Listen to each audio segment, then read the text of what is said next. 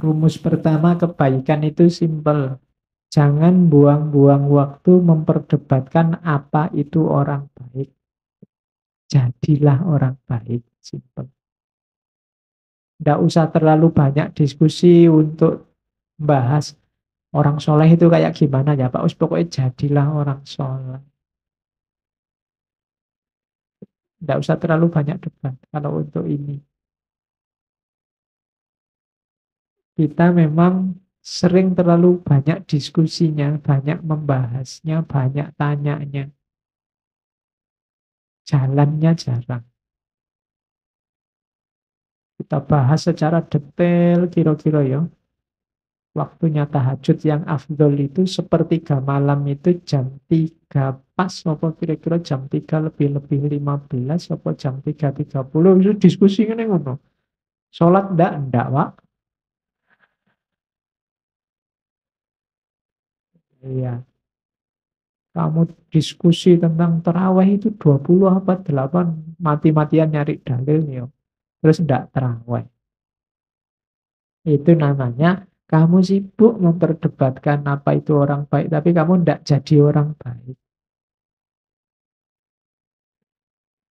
Jadi sudah diselesaikan saja debatnya, diskusinya, bahasnya. Ayo jalan dengan kebaikan masing-masing yang kita yakini. Makanya Al-Quran itu secara tegas motong, mungkin itu semacam motong debat ya. Memang Allah menciptakan manusia itu beda-beda, syir'atan wa minhajan. Ada aliran-aliran, ada pendapat yang berbeda, ndak apa-apa. Lihat luwakum fima atakum untuk mengujimu, ndak apa-apa. Kamu diuji dengan perbedaan itu, selanjutnya fastabikul khairat. Jadi orang baik, berlomba-lombalah jadi orang baik, bukan berlomba-lomba mendiskusikan kebaikan.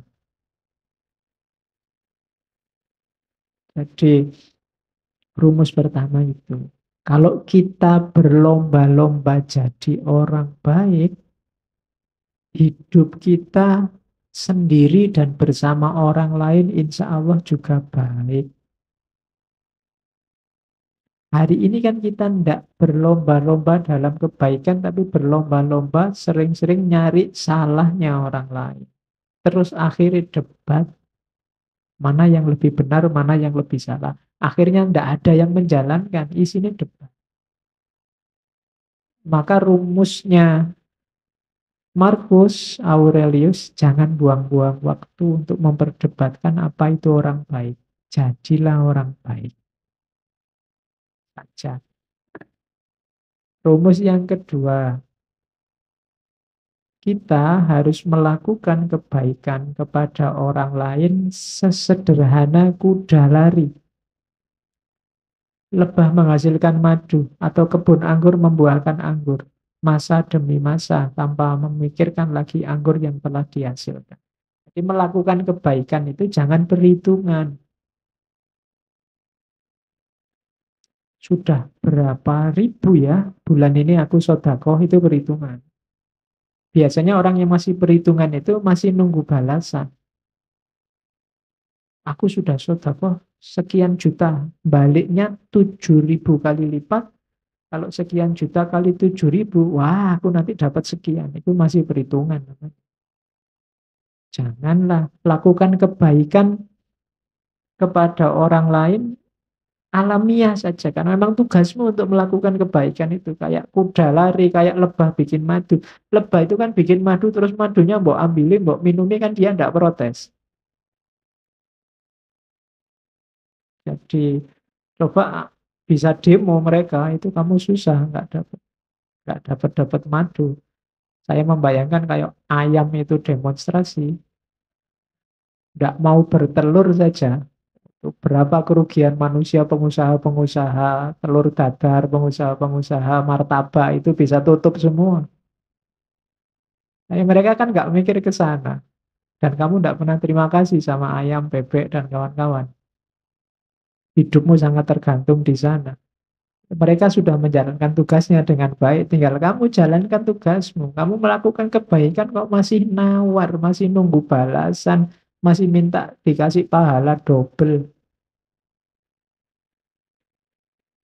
Jadi Jalankan kebaikan itu secara natural, alami. Tanpa harus mikir, tanpa harus nagih-nagih kamu dapat apa. Jadi rumus kedua itu. Rumus pertama, jadilah orang baik saja, titik. Rumus kedua, jalankan kebaikan secara alamiah. Tidak perlu terlalu banyak mikir, terlalu banyak pertimbangan. Apalagi yang kau harapkan saat membantu orang lain? Tidak cukupkah bahwa engkau sudah menjalankan tuntutan alam? Engkau meminta imbalan juga. Nah, itu pertanyaannya Markus. Seolah-olah matamu mengharapkan balasan juga saat melihat atau kakimu saat berjalan. Padahal untuk itulah keduanya diciptakan. Bayangkan kalau mata juga minta gaji, kakimu setelah dipakai jalan lari banyak, aku capek sekali, ini harus dikasih kompensasi, kan enggak begitu. Ya memang tugasnya kaki untuk jalan, tugasnya mata untuk melihat. Mereka tidak minta pahala, mereka tidak minta bayaran darimu.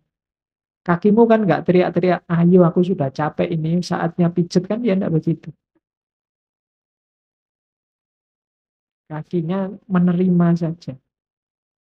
Oke, jadi rumus kebaikan ada dua. Yang pertama, jalankan apa adanya. Yang kedua, jalankan secara alamiah. Lawannya kebaikan itu kejahatan, kesalahan. Katanya Markus, ingatlah siapapun yang melakukan kesalahan, ia bersalah pada dirinya sendiri. Siapapun yang melakukan ketidakadilan, ia melakukannya pada dirinya sendiri. Yang dilakukan apa? Membuat dirinya jahat, mengacaukan ritme alamiahnya sendiri tadi. Kesalahan apapun yang kamu lakukan itu sebenarnya kamu sedang bersalah pada dirimu sendiri. Man amila solihan fali nafsih wa man asa'a fa'alai. Barang siapa beramal baik itu untuk dirinya sendiri, dan barang siapa beramal jelek juga untuk dirinya sendiri. Kalimat ini cocok sama dalil itu. Meskipun ini jauh lebih dulu. Karena ini tahunnya kan Masehi awal. Jadi kebaikan itu lawannya salah, dan ketika kalian melakukan kesalahan, yang kamu hancurkan adalah dirimu sendiri, bukan orang lain.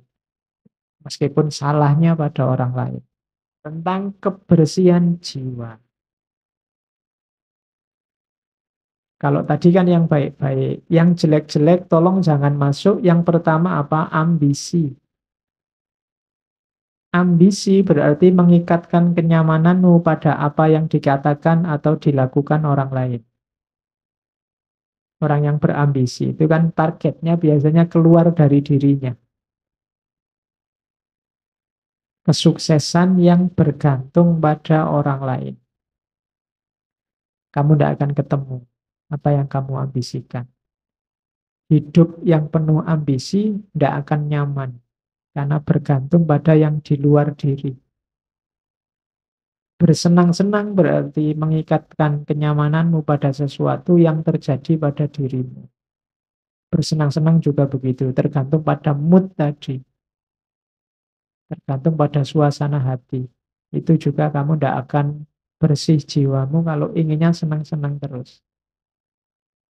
Kejernihan jiwa adalah tadi, kebersihan, kebebasanmu dari yang di luar diri. Jangan tertipu oleh dua hal ini selanjutnya. Celaan dan pujian tidak memiliki efek yang sejati.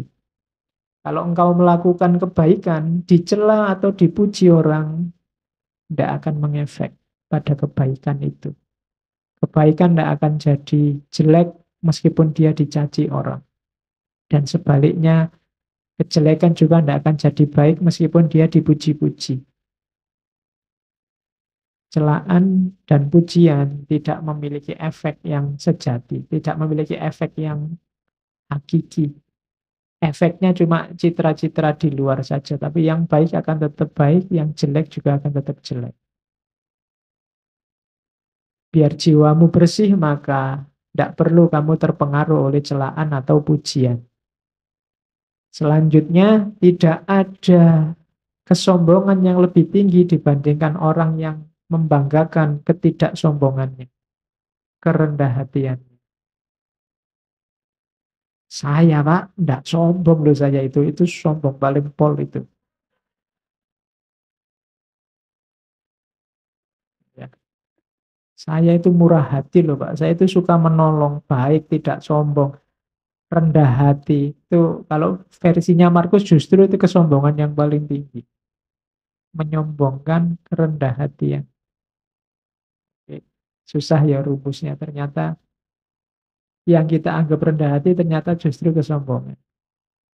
Kemudian jangan kotori jiwamu dengan kemarahan. Kenapa? Karena efeknya marah itu biasanya lebih dahsyat dibandingkan sebabnya marah. Kamu marah karena temenmu minjem motormu tidak pamit. Kemarahanmu kamu ungkapkan dalam bentuk apa? Itu biasanya efek dari kemarahan ini lebih dahsyat daripada sekedar motormu tadi nggak bisa kamu pakai karena dipinjam sebentar. Jadi hati-hati dengan kemarahan. Makanya ketika kamu tiba-tiba dilanda kemarahan, karena ada petunjuknya dari hati situ. Kalau kamu pas berdiri, duduklah. Kalau pas duduk, ya berbaringlah. Maksudnya apa? Jangan melakukan apa-apa dulu. Karena kamu sedang gelap. Karena efeknya nanti pasti akan kamu sesali. Semua tindakan yang didasari oleh kemarahan akan kamu sesali. Bahkan lebih kamu sesali nanti dibandingkan sebabnya. Itu makanya balas dendam itu dilarang. Kenapa? Balas dendam itu kan karena orang marah, ingin membalas. Itu biasanya balas dendam lebih dahsyat daripada sebabnya. Terus yang dibalas ingin balas lagi. Saling marah itu yang bikin peradaban kita gelap. Kamu dicaci maki orang, dibikinkan fitnah, dibikinkan hoak, kan terus kamu mangkel, terus kamu balas. Emangnya cuma lu yang bisa bikin hoak, aku juga bisa. Terus akhirnya podo rusak. Nah, jiwamu jadi tidak bersih. Terus ini rumus selanjutnya kebalikannya rumus tadi. Sama-sama simpelnya. Kalau tidak benar ya jangan dilakukan. Kalau tidak baik, tidak benar untuk dikatakan ya jangan dikatakan. Rumus selanjutnya, jangan bertindak seolah engkau akan hidup 10.000 tahun lagi. Kematian akan menggantungmu. Saat engkau masih hidup, milikilah dan masih memiliki kekuatan, lakukan kebaikan. Karakter yang sempurna itu hidup setiap hari seakan ini hari terakhir, tanpa membuat kacau, tanpa tidak peduli, tanpa pura-pura. Jadi, lakukan kebaikan sekarang. Tidak usah nunggu nanti, tidak usah membayangkan besok lah Pak kalau tua Pak, saya tobat, saya mau nyufi, saya mau nyepi, zuhud, uzlah, lah kok nunggu besok.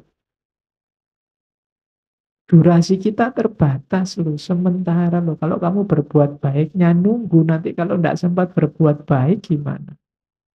Ya lakukan sekarang sesuai powermu, sesuai kekuatanmu. Saya sodakohnya besok aja loh Pak, kalau kaya loh. Iya kalau kamu kaya. Kalau enggak kan sumpek lagi kamu. Ya sudah, sejangkaumu, kekuatanmu berapa sekarang sodakoh lah. Nunggu apa lagi? Kamu membayangkan hidup 10.000 tahun lagi? Ya enggak mungkin katanya Markus. Sepanjang-panjang usiamu paling berapa? Jadi orang baik dan segera lakukan kebaikan. Enggak usah terlalu banyak rumus. Enggak usah mikir, sebentar Pak, saya ingin tepat dulu, saya ingin nunggu dulu kalau jiwa saya sudah siap, sudah matang, baru saya hijrah, Pak. Tidak usah. Begitu kamu tahu itu kebaikan, jalankan. Nunggu Pak, mental saya belum siap Pak. Lah nunggu kapan lagi? Wong kamu ndak bisa jamin umurmu bisa sampai besok pagi apa bisa sampai minggu depan. Jadi lakukan kebaikan sekarang. Oke. Kemudian rumus kebaikan yang lain dari Markus adalah jangan terlalu ribet, terlalu peduli, terlalu sumpek dengan pandangan komentar orang lain, keburukan-keburukan orang lain. Kita ini berbuat baik jarang, lebih sibuk bahas keburukannya orang lain. Itu kalau dikalkulasi kita itu defisit.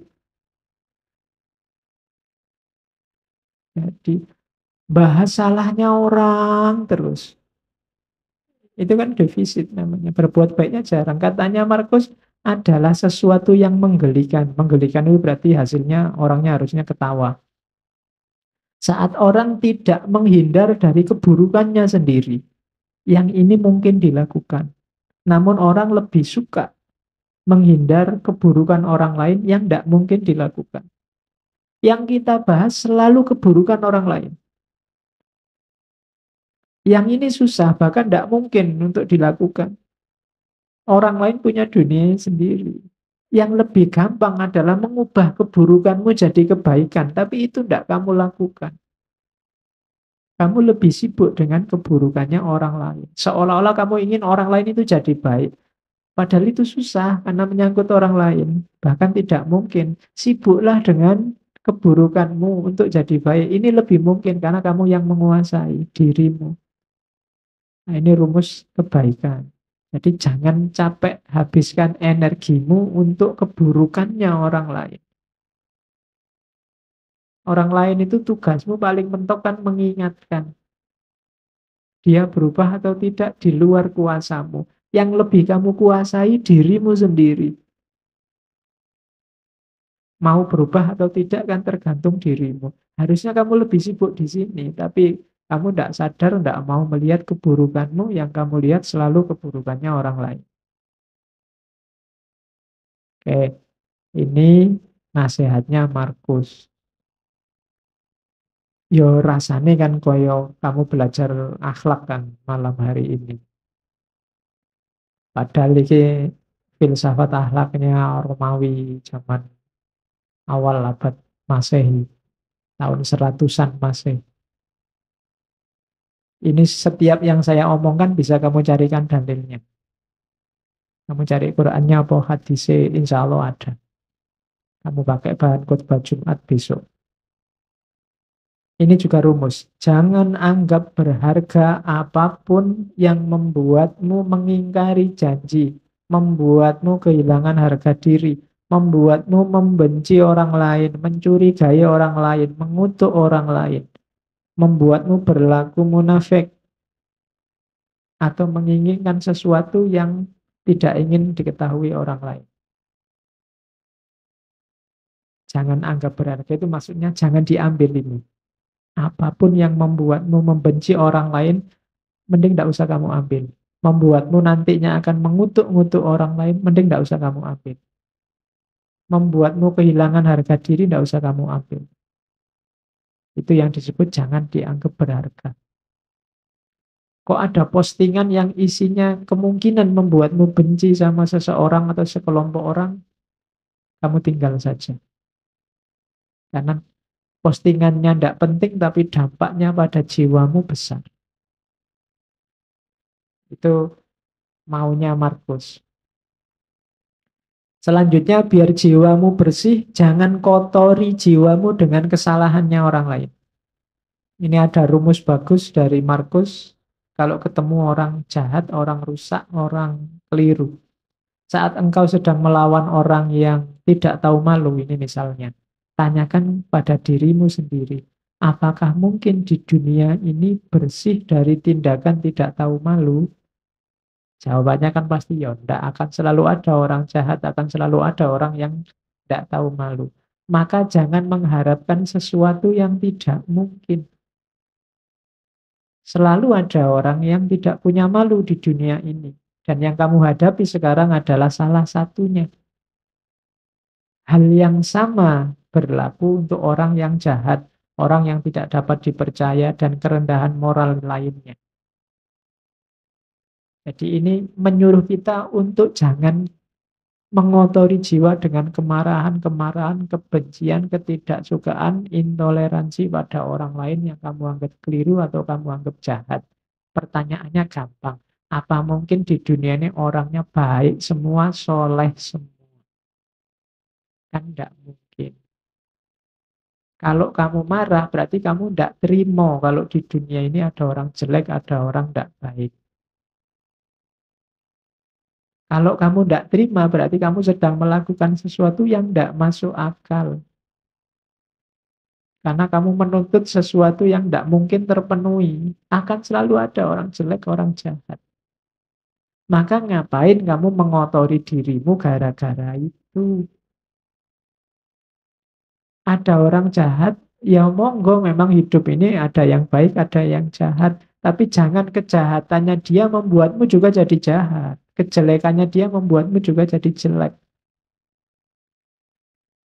Hari ini banyak begitu, karena grup sana maki-maki, kamu juga maki-maki. Karena grup sana kemarin menggoreng isu, sekarang ada isu baru, saatnya kita balas menggoreng isu. Sama saja itu berarti jiwa kita sama-sama kotor. Kalau kamu mimpi orang itu harus baik semua sesuai idealmu, mimpimu itu mimpi yang tidak realistis. Tidak mungkin orang itu akan jadi baik semua. Kalau kamu tidak terima ada orang jahat, kamu menyusahkan dirimu sendiri. Akan ada selalu orang yang tidak baik. Maka bersihkan dirimu. Oke, katanya Markus, saat bertindak jangan menunda-nunda, saat berkata jangan membingungkan orang lain, saat berpikir jangan sesat, latihan berpikir yang jernih, jiwamu jangan pasif atau agresif. Pasif itu tidak ngapa-ngapain, agresif itu menyerang orang lain. Hidupmu jangan hanya mencari keuntungan. Nah, ini rumusnya. Lakukan kebaikan segera, jangan ditunda-tunda. Kalau ada perlunya ngomong, ngomonglah yang bisa dipahami orang dan bermanfaat, jangan ngomong yang cuma membingungkan orang, apalagi menyakiti. Berpikirlah yang jernih. Kemudian mentalmu harus mental aktif, tapi tidak agresif, apalagi pasif. Aktif itu selalu mengejar, mencari yang lebih baik, lebih benar. Kalau agresif itu menyerang orang lain, nyari-nyari kesalahannya orang lain. Kalau pasif itu tidak ngapa-ngapain, nunggu takdir. Jangan pasif, jangan agresif. Terus hidup jangan hanya menggunakan kalkulasi untung rugi. Kamu akan kecewa. Kamu akan kehilangan banyak malah. Setiap kali mau melakukan kebaikan, kalau kamu hanya nyari kalkulasi untung ruginya, akan ada sangat banyak hal yang terlewat dalam hidupmu nantinya. Maka Markus ngasih rumus 5 itu. Bertindak jangan ditunda, berkata jangan membingungkan, berpikir jangan sesat, jiwamu jangan pasif atau agresif, hidupmu jangan hanya mencari keuntungan. Kalau apapun yang kamu lakukan mencari keuntungan, yang ketemu justru adalah kerugian. Nah, ini rumusnya hidup. Ini enak kalau diceramahkan, kalau dijalankan berat. Ya, kalau ngomong kan enak, kamu mantuk-mantuk, oh iya Pak, bener Pak. Cuma ya nanti keluar dari sini ya kembali ke asal. Dulu kita pernah membahas tentang Buddhisme. Dalam Buddhisme, penderitaan ini kan hakikat hidup. Jadi hidup ini hakikatnya menderita. Ini selaras dengan pengalamannya Siddhartha Gautama. Kalau dalam Buddhisme, penderitaan ini dikenal sebagai dukkha. Kata-kata ini diserap dalam bahasa Indonesia nanti jadi kata-kata yang artinya juga penderitaan, yaitu dukkha. Biasanya ada kalimat selanjutnya dukkha derita. Karena memang artinya dukkha itu penderitaan. Hidup ini pasti dukkha isinya, penderitaan. Penderitaan itu bisa penderitaan yang biasa, dukkha, misalnya sakit fisik, nah itu dukkha. Sariawan, sakit gigi, sakit perut, nah itu dukkha, penderitaan biasa. Ada penderitaan karena perubahan. Kalau dalam Buddhisme istilahnya viparinama dukkha. Misalnya menderita karena putus cinta, menderita karena terpaksa harus hidup dengan orang yang kita benci, menderita karena ditinggal orang yang kita sayangi, dan seterusnya. Ini kan terjadi perubahan. Itu sakit. Jadi karena apa? Karena situasi baru itu kan menyakitkan. Kemarin bersama, berdua, sekarang sendiri, itu kan menyakitkan. Kemarin tidak punya teman sekacau ini, sekarang punya teman sekacau ini. Akhirnya tiap hari makan hati. Ya, itu kan karena perubahan, itu juga duka. Kemarin tinggal di sana, hawanya panas sekali, orangnya marah-marah terus. Sudah terbiasa terhanyut ikutan marah-marah. Sekarang ganti situasi, isinya bukan orang marah-marah lagi, tapi orang pendiam semua. Wah, itu kan menderita. Jadi penderitaan karena perubahan. Intinya tidak tercapainya keinginan. Sehingga kita sedih, sehingga kita merasa gundah, dan seterusnya. Itu namanya viparinama dukkha. Yang ketiga, penderitaan karena kita sebagai manusia. Ini yang disebut penderitaan sebagai hakikat hidup. Bahwa sebagai manusia kita ini lahir dengan karakter manusia yang lemah, banyak keterbatasan, tidak berdaya, nantinya tua dan juga mati. Ini kalau cerita tentang keterbatasan manusia, kelemahan manusia berhubungan dengan Buddhisme, ini saya ingat dulu saya zaman kuliah suka sekali baca cerita-cerita dari tradisi cerita-cerita Cina yang banyak serialnya itu. Yang saya ingat ada serial yang judulnya Golok Pembunuh Naga. Itu tokohnya Zhang Wuji. Saya masih ingat itu, Tio Buki. Dia ini ketua aliran, namanya aliran Ming. Ini hubungannya sama penderitaan. Jadi aliran Ming ini kalau pakai istilah Tiongkok namanya Ming Jiao. Ming Jiao itu agama cahaya. Ini aliran ini untuk orang-orang Tionghoa yang menganut agama. Dulu agama ini disebut sesuai nama pendirinya, yaitu Mani dari Persia. Sehingga agama ini dikenal dengan nama Manikaisme. Meskipun ketika masuk Tiongkok nanti terpengaruh oleh Buddhisme dan Zoroastrianisme, Zoroaster dan Buddhisme. Nah, yang saya ingat dari novel ini cerita Golok Pembunuh Naga ini yang ngarang namanya Jin Yung. Ada satu syair yang bagus dari aliran agama cahaya Ming Jiao ini, yang saya ingat sampai sekarang, yang kalimatnya begini kurang lebih maksudnya. Hidup apa senangnya, mati apa susahnya. Kasihan manusia di dunia, selalu hidup menderita. Tuh, kalimat ini menurut saya menarik. Ini ada bau Buddhismenya. Jadi, apa sih kesenangan hidup ini sampai kita Mati-matian berusaha untuk meraihnya, hidup apa senangnya. Mati apa susahnya. Apa sih susahnya mati ini sehingga begitu takutnya kita dengan kematian. Kasihan manusia di dunia selalu hidup menderita. Kasihan sekali orang-orang itu ya, hidupnya jadinya susah terus. Tidak ada senengnya. Kenapa? Harusnya dunia ini seneng, akhirnya tidak seneng karena begitu terobsesi mengejar-ngejar kesenangan dunia. Padahal sebesar apa sih kesenangan dunia itu? Kita juga begitu takut, begitu parno dengan kematian. Padahal apa iya sih kematian itu begitu negatifnya, begitu menyusahkannya.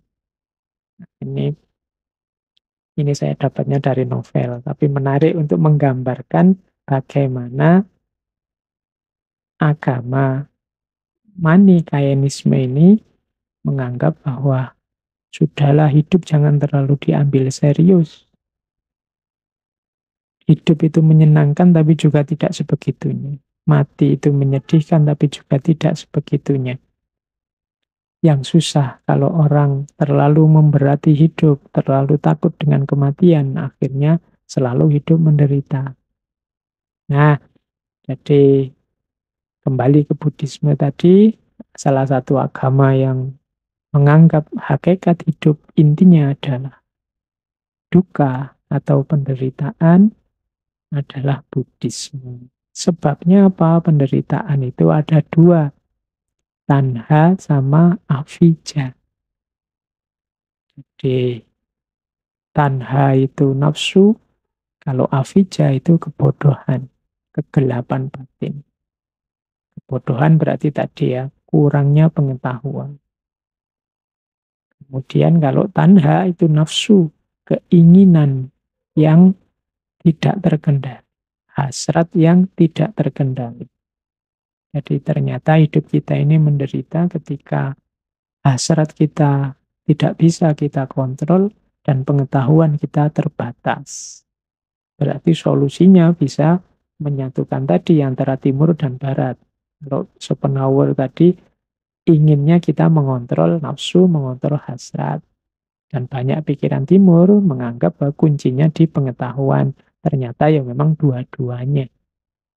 Bagaimana kita bisa mengontrol nafsu, mengontrol diri kalau kita tidak punya pengetahuan tentang diri kita sendiri. Berarti memang dua-duanya penting. Takut melanggar hukumnya Allah, takut membuat Allah murka. Dan itu katanya Imam Hasan al-Basri, takut yang membuat hatimu tentram. Pak, saya takut kalau saya berdosa, Pak. Ketakutanmu berdosa kan membuatmu tidak bergerak menuju wilayah dosa. Ini menentramkan. Perasaan takut yang menyebabkan hatimu tentram lebih baik daripada rasa tentram yang menimbulkan perasaan takut. Kamu melakukan dosa kadang-kadang kan enak, tentram. Ujian nyontek, alhamdulillah aku bisa jawab semua akhirnya. Tapi pada akhirnya kamu takut. Wah, jangan-jangannya banyak, begitu ragu-ragu, ketakutan banyak. Awalnya tentram, tapi ujungnya takut. Mending awalnya takut, tapi ujungnya tentram. Itu khauf. Imam Hasan al-Basri ini dikenal memang wajahnya kelihatan kayak orang yang sedih terus. Jadi orang yang muram. Karena dia selalu berpikir apakah Allah ridho padaku. Kemarin waktu kita membahas tentang Robiah Al-Adawiyah kan ada beberapa cerita yang berhubungan dengan Imam Hasan al-Basri. Katanya Imam Hasan al-Basri, orang beriman akan senantiasa berduka cita pada pagi dan sore hari karena berada di antara dua perasaan takut. Yang pertama, takut mengenang dosa yang telah lampau. Dan yang kedua, takut memikirkan ajal yang masih tinggal serta bahaya yang mengancam.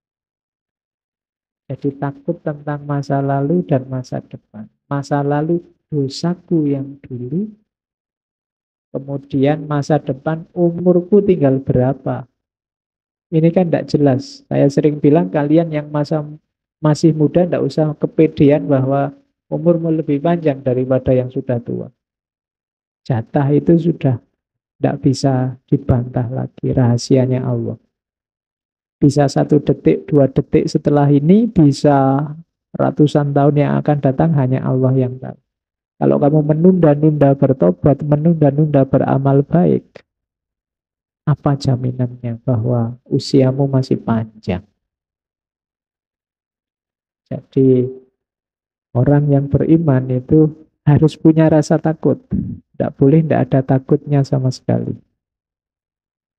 Yang ketiga, paling tidak takut setelah mati, takut kiamat dan lain sebagainya. Takut itu katanya Imam Hasan Al-Basri ada beberapa jenis. Dulu ini pernah saya sampaikan di waktu kita ngomong tentang fear, philosophy of fear.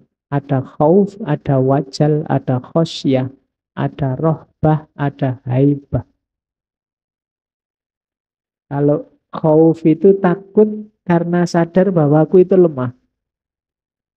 Ya Allah, aku itu lemah. Ada apa-apa sedikit tergoda. Kira-kira kuat enggak ya aku ini menghabiskan umur dalam kebaikan, wong aku ini lemah. Itu khauf. Kalau wajal, takut pada sesuatu yang lebih tinggi karena kekuasaan dan hukumannya. Ini kayak gemetar. Wajal itu makna literalnya gemetar. Kita di hadapan Allah harusnya gemetar. Kenapa? Karena Allah punya kuasa apapun. Beliau punya kuasa atas pahala, dosa, hukuman. Ini namanya wajal.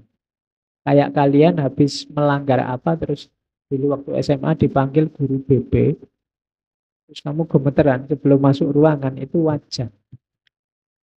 Atau kalian waktu salah apa sama dosennya, malesu tanda tangannya, terus dipanggil, itu wajar. Karena kamu tahu beliau punya kuasa atas diri untuk memberikan hukuman. Ada lagi khosyah. Khosyah ini takut yang sangat besar. Yang ini nanti pangkalnya, awalnya iltija. Iltija ini terus yang membuatmu ingin berlindung pada yang punya kuasa. Itu namanya khosyah. Kamu takut dipukul kakakmu waktu kecil, terus kamu lari-lari nyari ayahmu apa ibumu untuk berlindung. Itu namanya khosyah. Ada rohbah. Rohbah itu enggan, lari dari sesuatu yang tidak disukai. Rohbah itu lawannya rohbah. Kalau rohbah itu suka, kalau rohbah benci. Jadi takut yang membuatmu benci itu rohbah. Ada yang ngejar-ngejar kamu sampai kamu takut ini. Jangan-jangan mau ganggu aku ini. Terus kamu lari. Itu namanya rohbah. Ada haibah. Kalau haibah ini takut karena merasa kalah level. Kalau sama Allah, ya Allah yang maha besar, maha tinggi, kita takut dan gentar. Pertandingan kok level RT melawan Barcelona atau Madrid misalnya, wah itu haibah namanya. Sebelum tanding sudah kalah duluan. Itu namanya haibah. Oke, jadi ada khauf, ada wajal, ada khosyah, ada rohbah, ada haibah. Kita harus punya ini. Orang Jawa menyebutnya wong ki ya kudu duwe wedi. Nek gak roh wedi, kalau ndak tahu rasa takut, hidupmu akan susah sendiri. Karena yang bisa ngerem hal-hal yang buruk dalam hidup kita itu khauf. Kalau kita ndak takut sama sekali, malah membahayakan hidup kita. Kalau Hinduisme melihat penderitaan itu sebagai buahnya perbuatan kita sendiri. Dulu kita juga sudah membahas tentang Hinduisme. Tentang ini bisa dilihat di bagian tentang karma. Jadi Hinduisme punya konsep karma pala. Karma pala itu karma berarti perbuatan, pala berarti buah. Perbuatan apapun akan ada buahnya. Kalau baik, buahnya pasti baik. Kalau buruk, buahnya pasti buruk. Fama ya'mal mithqala dzarratin khairan yarah wa may ya'mal mithqala dzarratin syarran yarah. Ada kausalitas, ada sebab akibat dari perbuatan kita.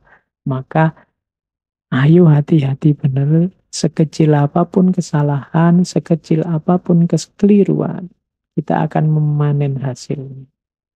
Demikian juga sekecil apapun kebaikan, kita juga akan mendapatkan balasannya. Ini kalau dalam Hinduisme disebut konsep karma pala. Karma pala itu konsep bahwa setiap perbuatan akan membuahkan hasil. Yang itu nanti di sana terbagi 3. Ada namanya sancita karma pala, ada namanya prarabdha karma pala, ada namanya kriyamana karma pala. Jadi ada balasan yang diterima sekarang dari kehidupan sebelumnya. Ini kalau dalam Hinduisme karena ada konsep reinkarnasi. Ada juga prarabdha karma pala yang ini balasan yang diterima saat ini dari kehidupan saat ini. Jadi ada yang kelakuan kita bulan lalu, hasilnya kita nikmati sekarang. Ini jenis kedua ini. Males-malesan kita awal semester kemarin, hasilnya akhir semester kita nilainya jatuh. Itu kelakuan kita hari ini, kita nikmati saat ini juga. Ada juga yang kelakuan kita hari ini, buahnya besok. Namanya kriyamana. Ini maksudnya mewanti-wanti kita, hati-hati. Pak, saya sudah melakukan buruk-buruk, yang jelek-jelek enggak ada tuh Pak, balasannya mana? Karmanya mana? Saya enjoy-enjoy aja tuh. Jangan lupa. Yang akan datang akan kamu nikmati. Pasti akan kamu nikmati. Ya seandainya tidak besok-besok, pasti di kehidupan yang akan datang. Itu konsep kriyamana karma pala. Jadi yang kita lakukan sekarang, hasilnya yang akan datang. Ini kalau ini konsep Hinduisme. Jadi penderitaan itu ya kelakuan kita sendiri. Penderitaan itu hasil apa yang kita jalankan sendiri. Karena kita menjalankan yang buruk-buruk, yang jelek-jelek, ya kita panennya yang buruk-buruk dan yang jelek-jelek. Konsep ini namanya karma pala. Kalau dalam Hinduisme, dalam Buddhisme ada dukkha, kalau Hinduisme ada karma pala.